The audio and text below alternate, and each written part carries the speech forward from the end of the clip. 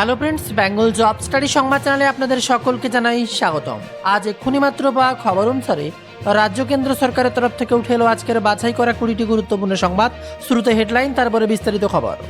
বাংলার মানুষ ব্যস্ত এবার ডিবিটি লিঙ্ক চেক করতে। এবার টাকা ঢুকবে অন্নপূর্ণা ভান্ডারের, তাই এবার প্রত্যেকটা গ্রামের মহিলা ব্যস্ত এবার ডিবিটি লিঙ্ক চেক করতে। তাদের আধারের সাথে ব্যাংকের অ্যাকাউন্ট যুক্ত আছে তো, ডাইরেক্ট ট্রান্সফার হবে তো, আর তা নিয়ে ব্যস্ত যখন সাধারণ মানুষ, এমনই সময় হকার উচ্ছেদে তোলপাড়। বুলডোজার চলছে এবার ডবল ইঞ্জিন সরকারের, তাতে এবার মুখরিত হয়ে উঠেছে তৃণমূল কংগ্রেস। তারা চাইছে এবার রাস্তায় দাঁড়িয়ে প্রতিবাদ, তবে সেটুকুরও পারছে না পারমিশন। সময় কেমন ঘুরে যায় না, একটা সময় যখন বিজেপিদের পারমিশন করতে নাকে দড়ি দিতে হতো, কোনোভাবেই প্রশাসন পারমিশন দিত না। এবার যেন সময়টা উল্টে গেল, সেই একই পুলিশ একই প্রশাসন। এবার তৃণমূল কংগ্রেসই পারমিশন নিতে হিমশিম খাচ্ছে। সব মিলিয়ে বোঝাই যায় সময় কারোর জন্য থেমে থাকে না, সময় পরিবর্তনশীল। একদিকে বন্ধ হয়েছে পুরোহিত ভাতা, বন্ধ হয়েছে ইমাম ভাতা, এবার বন্ধ হবে যে কোনো সরকারি প্রকল্প থেকে কোনো ধর্মের জন্য ভাতা। দুর্গাপুজোর জন্য ভাতাও বন্ধ করবে এবার শুভেন্দু অধিকারী। বিরাট বড় খবর সামনে উঠে আসছে। তবে মানুষের উন্নয়নে, মানুষের প্রকল্পে একের পর এক ভাতা চালু, এদিকে আবার পাচ্ছে না ডিএ, এমনকি তারা দাবি জানাতেও পারবে না, এমনই বার্তা। আর তাতেই মুখরিত হয়ে জেগে উঠেছেন কুণাল ঘোষ। তবে তার বার্তাকেও যেন ফিকে পড়ে যাচ্ছে, কারণ তারা চাইলে তাদের নিজের আমলেই সেই প্রয়োগ করতে পারত ডিএ বাড়িয়ে। তবে তারা বলছে, আমাদের কাছ থেকে ক্ষমতা ছিনিয়ে নিয়েছো ডিএ পাওয়ার জন্য, সেই ডিএ কি তোমরা পেলে না তো, এমনকি কথা বলার ক্ষমতাটুকু তোমাদের কেড়ে নেওয়া হলো। আমরা চাইলে ক্ষমতা প্রয়োগ করতে পারতাম, কিন্তু গণতন্ত্রের কথা ভেবে মমতা বন্দ্যোপাধ্যায় তা প্রয়োগ করেননি।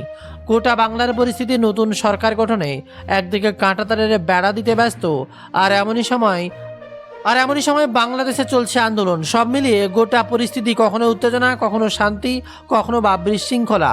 নতুন বাংলায় সরকার গঠন হতে খানিকটা সময় তো লাগবে বটে, তবে এই কদিনে শুভেন্দু অধিকারী যে খেলা দেখিয়েছেন তাতেই চক্ষু চড়ক গাছ তৃণমূলের।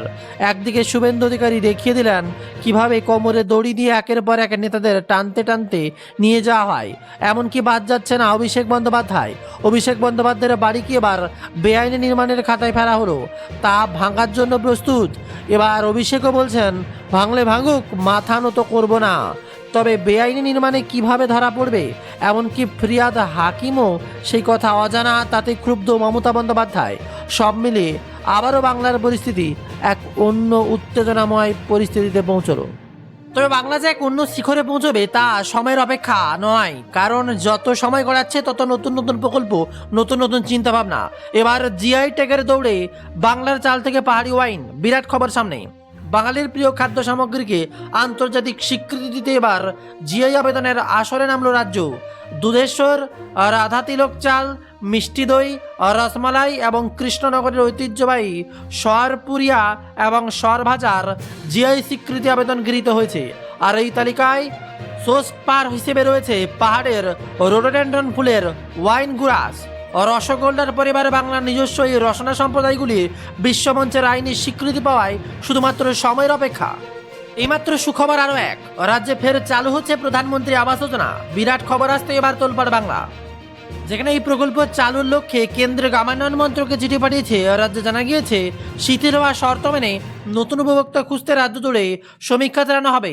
পঞ্চায়েত মন্ত্রী দিলীপ ঘোষ একাধিকবার জানিয়েছেন, 100 দিনের পাশাপাশি শীঘ্রই আবাসন প্রকল্পের সুবিধা পাবে প্রান্তিক মানুষ। এখন শুধু কেন্দ্র অনুমোদনের অপেক্ষা। আবারও নতুন করে পাকা বাড়ির টাকা ঢুকবে বাংলায়, প্রতিটি ঘরে ঘরে আবারও কেন্দ্রীয় আবাস যোজনা জানিয়ে গোটা বাংলায় এবার আশার আলো দেখছে। আজ থেকে আরও এক বড় খবর, আরজিকর মামলায় নতুন করে তদন্ত। আরজিকর মামলায় বিরাট খবর, 48 ঘন্টার মধ্যে পুনরায় তদন্ত শুরুর নির্দেশ দিল কলকাতা হাইকোর্ট। সিবিআইয়ের জয়েন্ট ডিরেক্টরের নেতৃত্বে 3 সদস্যের এসআইটি করে দিল বিচারপতি শম্পা সরকার, বিচারপতি তীর্থঙ্কর ঘোষের ডিভিশন বেঞ্চ। যেখানে নির্দেশ, সিবিআইকে ফের ঘটনাস্থলে যেতে হবে, পরিবারের সঙ্গে কথা বলতে হবে, ঘটনার রাতে শেষকৃত্য পর্যন্ত কি হয়েছিল ক্ষতি দেখতে হবে।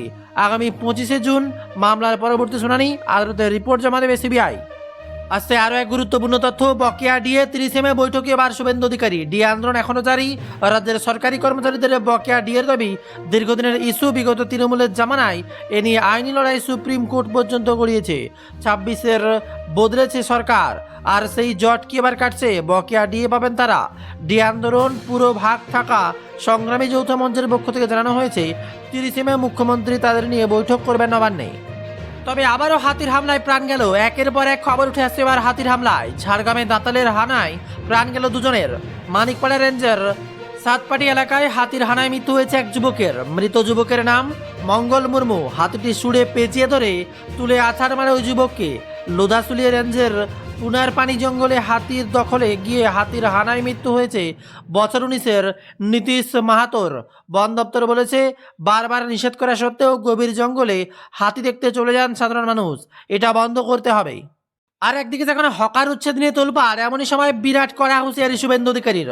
হাওড়া পুরসভা নিয়ে এবার কড়া হুঁশিয়ারি দিলেন শুভেন্দু অধিকারী। তিনি জানান, 1700 জন কর্মীর জন্য 500 জন কর্মী এমন আছেন যারা কোনো কাজ না, বেতন তালিকায় নিয়মিত, এমনকি 8 ঘন্টা ডিউটি করেন না বলে জানান তিনি। বলেন, দল না দেখে ওই ফাঁকিবাজদের বিরুদ্ধে কড়া অ্যাকশন নেওয়া হবে। স্পষ্ট বার্তায় তিনি বলেন, পুরসভা টাকা দিচ্ছে, মাইনে নিচ্ছেন যখন কাজ করুন, কাজে কোনো ফাঁকি বরদাস্ত করা যাবে না। সিএম শুভেন্দু অধিকারীর এবার কড়া অ্যাকশন। আর এমনই সময় আবার বকরি ঈদ নিয়ে বিরাট বড় খবর। বকরি ঈদে গোহত্যায় ছাড়। রাজ্য সরকারের উপরেই ছাড়লো হাইকোর্ট। তীব্র বিতর্ক। রাজনৈতিক মহলে জোরদার চাপানোতরের মধ্যে বৃহস্পতিবার শেষ হচ্ছিল শুনানি, কিন্তু স্থগিত ছিল রায়দান। শেষ পর্যন্ত বকরি ঈদে গোহত্যায় ছাড় দেওয়ার বিশেষ রাজ্য সরকারের উপরে ছাড় দিল হাইকোর্ট। ছাড় দেওয়া হয়েছে কিনা তা 24 ঘন্টার মধ্যে ক্ষতি দেখতে রাজ্যকে নির্দেশ দিয়েছে কলকাতা হাইকোর্ট। প্রধান বিচারপতি ডিভিশন বেঞ্চ। আপাতত সরকারি বিজ্ঞপ্তি খারিজ নয়, জানালো আদালত। তবে তার মাঝে সংবাদ মাধ্যমে মুখ খোলা সংক্রান্ত নির্দেশিকা পরিমার্জিত করল নবান্ন। বিরাট খবর এবার। সংবাদ মাধ্যমে মুখ খোলা নিয়ে পরিমার্জিত। এবার সাংবাদিকদের নজর রাখতে হবে। সরকারি আধিকারিকদের সংবাদ মাধ্যমে মুখ খোলা সংক্রান্ত নির্দেশিকার ব্যাখ্যা দিল নবান্ন। আগের নির্দেশিকা প্রয়োগ ক্ষেত্রে সীমিত করা হয়েছে। নতুন বিজ্ঞপ্তি অনুযায়ী শুধুমাত্র রাজ্য সরকারের রেগুলার দপ্তরগুলোর আধিকারিক ও কর্মচারীদের ক্ষেত্রে এই নির্দেশিকা প্রযোজ্য হবে। সরকারের নিয়ন্ত্রিত বোর্ড, পুরসভা, পুর নিগম, রাষ্ট্রোত্তর সংস্থা এবং অন্য প্যারাস্টেটাল সংস্থার কর্মীরাও এই নির্দেশিকার আওতায় পড়েছেন। এর মাঝে আবারও এক বড় খবর সামনে। পরমব্রত স্বস্তিকার বিরুদ্ধে এফআইআর। পরমব্রত চট্টোপাধ্যায়, স্বস্তিকা মুখোপাধ্যায়ের বিরুদ্ধে গড়িয়াহাট থানায় এবার ভোট পরবর্তী সন্ত্রাসে উস্কানি দেওয়ার অভিযোগ দায়ের করা হয়েছে। তিনি বলেছিলেন, আজ বিশ্ব রগড়ানি দিবসের ঘোষণা হোক, আর এই লিখে পোস্ট করেন পরমব্রত চট্টোপাধ্যায়। আর এই লিখে পোস্ট করার পর এবার তোলপাড়। 2021 সালের 2 মে ভোটের ফল ঘোষণার দিন বিকেল 4টা নাগাদ তৃণমূলে জয়ের পরই এই পোস্ট করেন পরমব্রত। হোক হোক লিখে সেই পোস্টে কমেন্ট করেন স্বস্তিকা। অভিযোগ দায়ের করেছে এবার আইনজীবী জয়দীপ সেন। 2021 সালের ভোট পরবর্তী হিংসার ঘটনায় এবার সামনে উঠে আসছে পরতে পরতে একের পর এক পৃষ্ঠা।